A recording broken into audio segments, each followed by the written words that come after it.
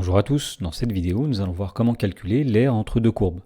Dans l'exemple on nous dit soit f et g les fonctions définies sur grand R par g de x égale 0,5 x carré moins x plus 1,5 et f de x égale moins x carré moins x plus 3. Alors la première chose qu'on nous demande c'est de montrer que pour tout x dans l'intervalle moins 1, 1, f de x est supérieur ou égal à g de x. Effectivement on voit graphiquement que la courbe représentative de la fonction f est située au-dessus de la courbe représentative de la fonction g sur l'intervalle moins 1, 1. Alors pour montrer ceci, on va étudier la différence entre f de x et g de x. Et donc pour tout x appartenant à l'intervalle moins 1, 1, et bien lorsqu'on fait f de x moins g de x, on obtient, donc tout d'abord f de x est moins x au carré moins x plus 3 moins g de x, c'est-à-dire 0,5 x au carré moins x plus 1,5. Alors ceci est égal, donc tout d'abord on va s'occuper des x au carré, moins 1 x au carré moins 0,5 x au carré, c'est-à-dire moins 1,5 x au carré. Les x ensuite, nous avons moins x, moins x, c'est-à-dire moins x plus x, il reste 0.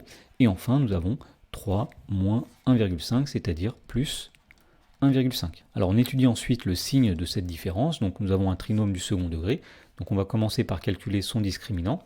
Alors le nombre a ici vaut moins 1,5, le nombre b vaut 0, le nombre c vaut 1,5. Donc le discriminant qui est égal à b carré moins 4 fois a fois c sera égal ici donc à 0 au carré moins 4 fois moins 1,5 multiplié par 1,5. Et donc on trouve que le discriminant est égal à 9, il est strictement positif. Donc le trinôme possédera deux racines. Donc la première racine est obtenue avec la formule moins b moins racine carrée de delta sur 2a. Et on obtient 1 lorsqu'on remplace b, a et delta par leur valeur.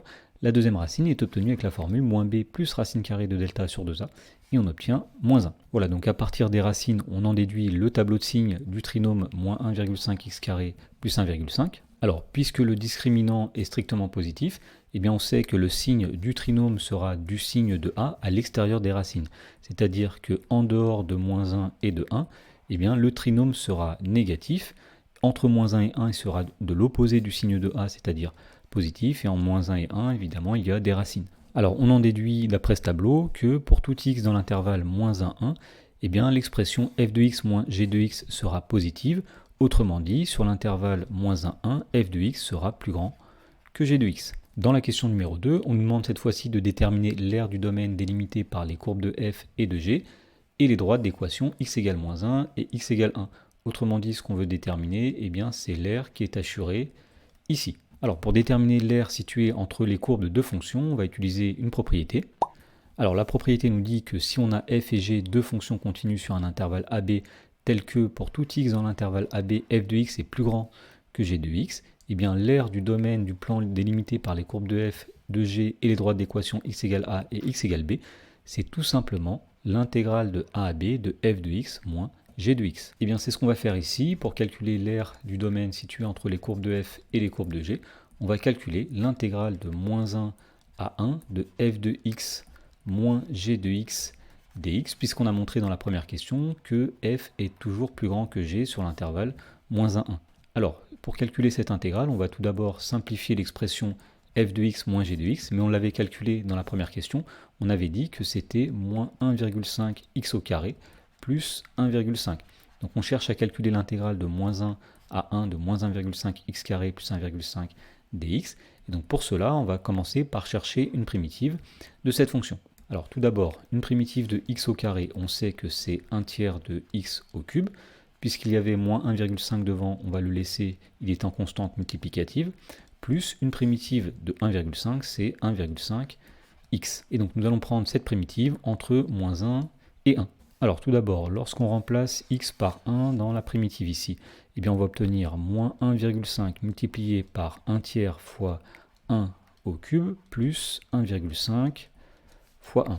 Ensuite, on va remplacer tous les x par moins 1 dans cette primitive, donc moins 1,5 fois 1 tiers multiplié par moins 1 au cube plus 1,5 multiplié par moins 1. Et pour finir, on va calculer tout ce nombre. Donc premièrement, on va faire moins 1,5 divisé par 3, c'est-à-dire moins 0,5, multiplié par 1 au cube, c'est-à-dire multiplié par 1, donc on a toujours moins 0,5, plus 1,5 fois 1, c'est-à-dire plus 1,5.